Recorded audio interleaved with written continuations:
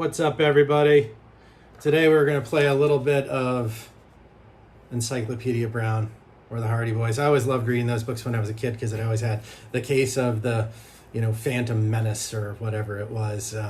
We've been talking the last couple of weeks about how important it is to hire a good real estate agent, and that's the first thing every buyer and every seller should do. Last week we shared some wonderful success stories from our buyers. This week we are going to share some great success stories for our sellers. And we're going to talk about why you want a good listing agent and how they think outside of the box. So the first one is the case of the client who did everything we asked, and it really isn't much of a mystery. We asked them to do certain things to prep their home.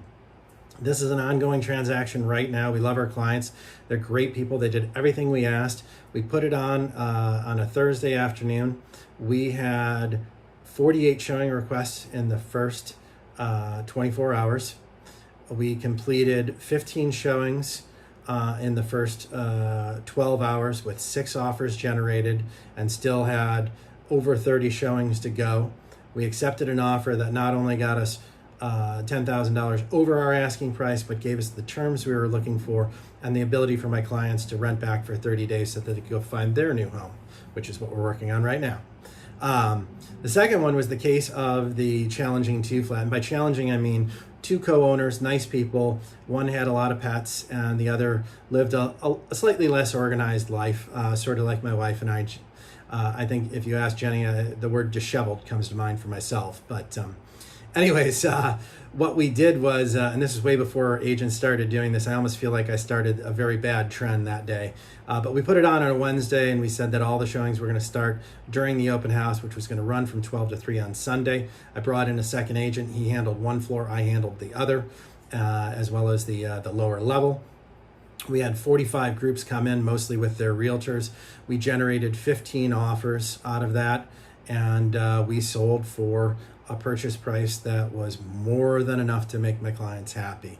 But the challenge was how to show the place and get a lot of people in there a short period of time without intruding upon my clients' lives in a big way. And that was accomplished just by a little forethought. And the final one is called the domino effect case. We just finished this. We published this as a mailer a few weeks back, maybe a few months. But it's the domino effect. And really, if you're going to work with an agent, you want to know they're skilled at what they do.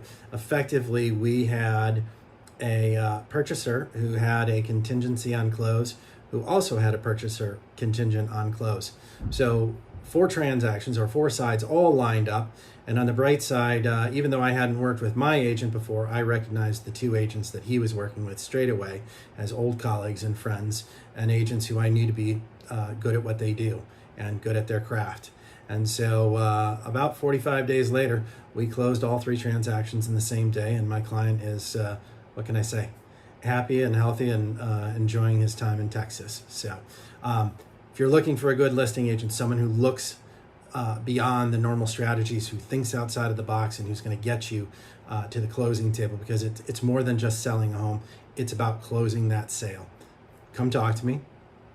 And next week, as I have been promising, we will offer both buyer and agent questions for you to ask should you choose to interview somebody other than me. We're not going to do that, really, are we? Okay. Everybody have a great weekend.